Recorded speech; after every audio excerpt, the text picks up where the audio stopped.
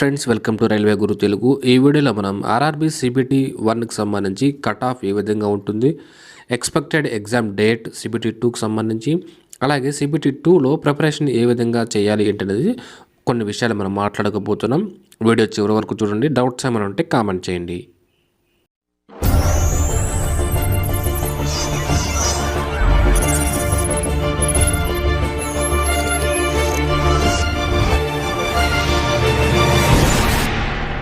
ముందుగా మనం cut off గురించి మాట్లాడుకుంటే,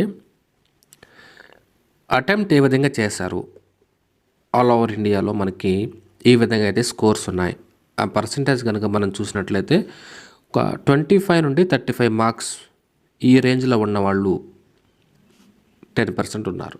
35 నుండి 45 మనకి 20% అయితే ఉన్నారు. ఎక్కువగా మనకి 45 నుండి 55 అటెంప్ట్ చేసిన వాళ్ళు 50% అయితే ఉన్నారు. ఆ తర్వాత 55+ ఉన్న వాళ్ళు ఓన్లీ 20% మాత్రమే ఉన్నారు. ఈ విధంగా అయితే మనకి అటెంప్ట్ చేశారు. తర్వాత మనకి ఈ సేఫ్ స్కోర్ అనేది ఇక్కడ మనకి 75 మార్క్స్కి అయితే నేను తీసుకుంటున్నాను. ఇది రా స్కోరు. ఇందులో మనకి యూఆర్కి సంబంధించి 45 నుండి 50 ఈ రేంజ్లో కనుక ఆఫ్టర్ నెగిటివ్ తీసేసిన తర్వాత మీరు 45 నుండి 50 ఈ రేంజ్లో కనుక ఉంటే కనుక సిబిటి 2కి ప్రిపేర్ అవ్వచ్చు. తర్వాత మనకి ఓబీసీ 40 నుండి 45 స్కోర్, తర్వాత 35 నుండి 40 ఎస్సీ, ఎస్టీ 30 నుండి 35 ఈ రేంజ్లో కనుక మీ యొక్క రా స్కోర్ అనేది ఉంటే, తర్వాత ఈడబ్ల్యూఎస్ 40 నుండి 44 ఈ విధంగా కనుక మీ యొక్క రా స్కోర్ అనేది నెగిటివ్ మార్కింగ్ తీసేసిన తర్వాత మీ యొక్క రా స్కోర్ అనేది ఈ రేంజ్లో కనుక ఉంటే మీరు ఖచ్చితంగా సిబిటి 2కి అయితే ప్రిపేర్ అయిపోవచ్చు.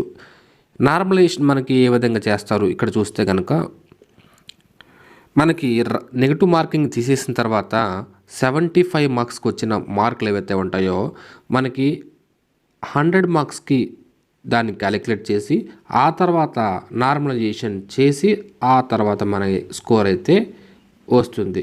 ఇక్కడ మనకి క్వాలిఫై అయ్యామా లేదా అని చెప్పేసి మనకి కార్డులు అయితే ఇస్తారు ఫైనల్ రిజల్ట్లో.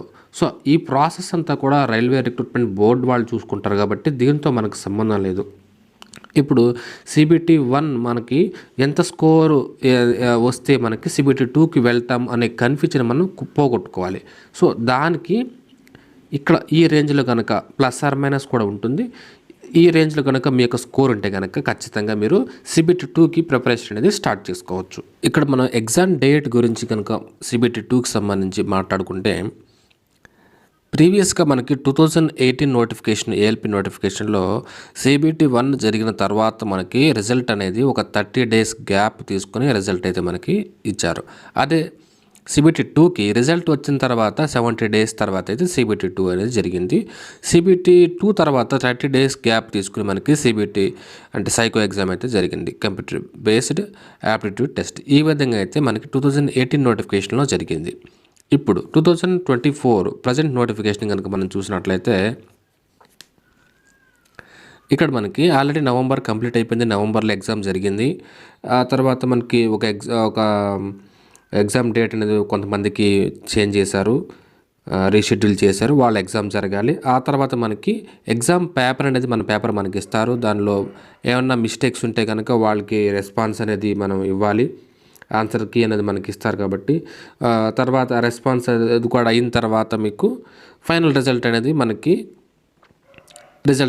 ఇస్తారు.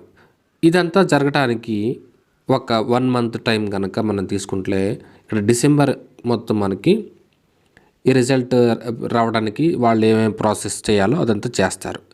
ఆ తర్వాత మనకి ఇక్కడ మార్చ్లో మనకి ఎన్టీపీసీ ఎగ్జామ్ జరిగే అవకాశం అయితే ఉంటుంది.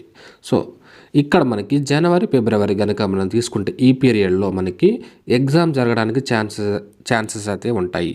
ఒక ఓవరాల్గా మనకి సిబిటి 1 నుండి సిబిటి 2కి ఒక 40 డేస్ కనుక మనం తీసుకుని సిబిటి 2కి ప్రిపరేషన్ అయితే చేస్తే సరిపోతుంది.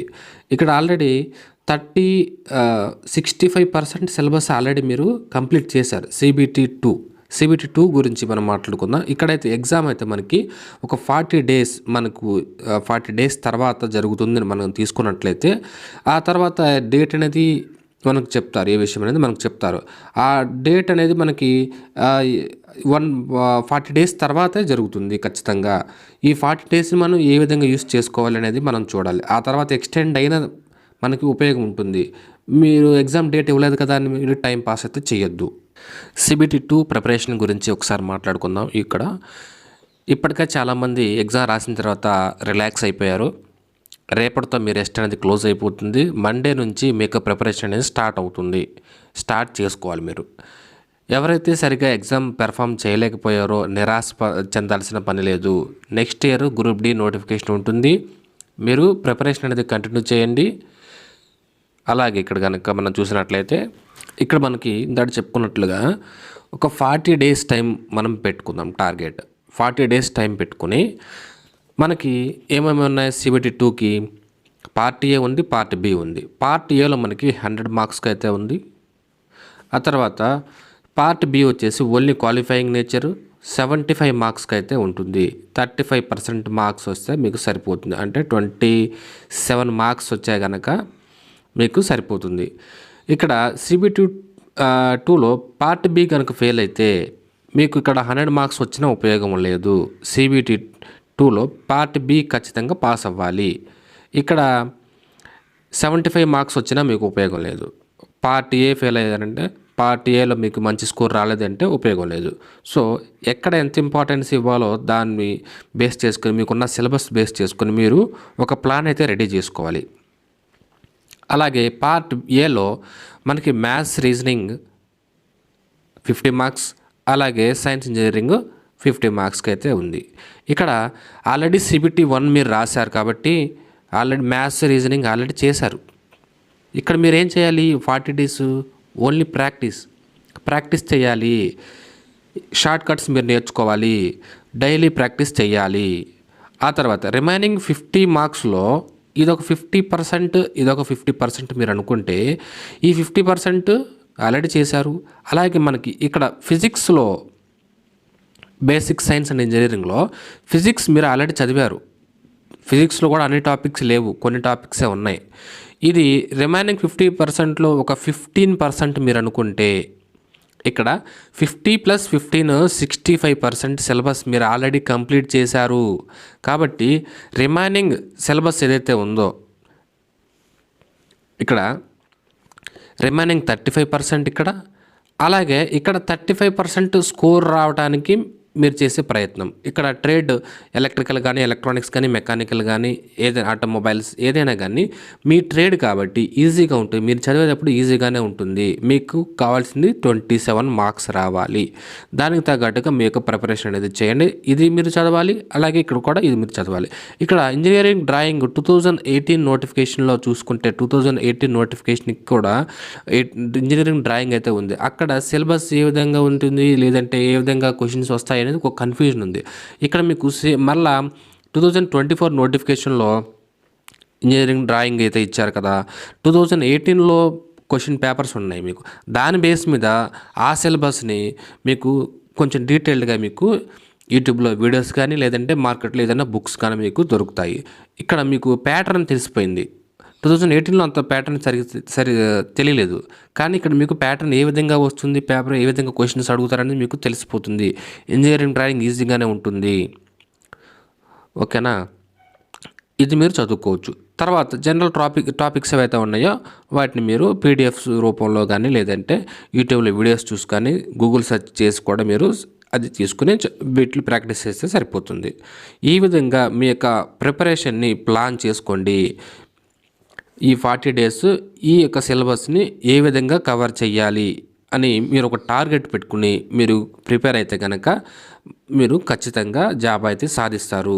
CBT 2 క్వాలిఫై అవుతారు, సైకో కూడా వెళ్తారు. నేను CBT 2 క్వాలిఫై అయ్యాను, ALP సైకో రాశాను, పాస్ అయ్యాను. నేను టెక్నీషియన్, నాకు ఫస్ట్ ప్రయారిటీ ఇవ్వటం వల్ల నాకు టెక్నీషియన్ జాబ్ అయితే వచ్చింది. సో ఈ విధంగా అయితే మీ యొక్క ప్లాన్ అనేది చేసుకుంటే కనుక ఖచ్చితంగా మంచి స్కోర్ అయితే సాధిస్తారు. అలా కాకుండా మీరు ఎగ్జామ్ డేట్ ఇవ్వలేదు కదా, వచ్చిన తర్వాత చూద్దాంలే అనుకుంటే మీ టైం వేస్ట్. ఈ 40 డేస్ తర్వాత మీకు ఎగ్జామ్ డేటు లేట్ చేశారనుకోండి, మీరు ఇంకా ప్రాక్టీస్ చేస్తారు, బిట్లు ప్రాక్టీస్ చేస్తారు. లేదు అంటే ఎగ్జామ్ డేట్ మనకి అనౌన్స్ చేసినా మీరు భయపడాల్సిన అవసరం లేదు. ఎందుకంటే ప్రిపరేషన్ అనేది ఆల్రెడీ మీరు కంప్లీట్ చేస్తారు కాబట్టి. ఈ విధంగా చేయండి. డౌట్స్ ఏమైనా ఉంటే కామెంట్ చేయండి. Thank you friends.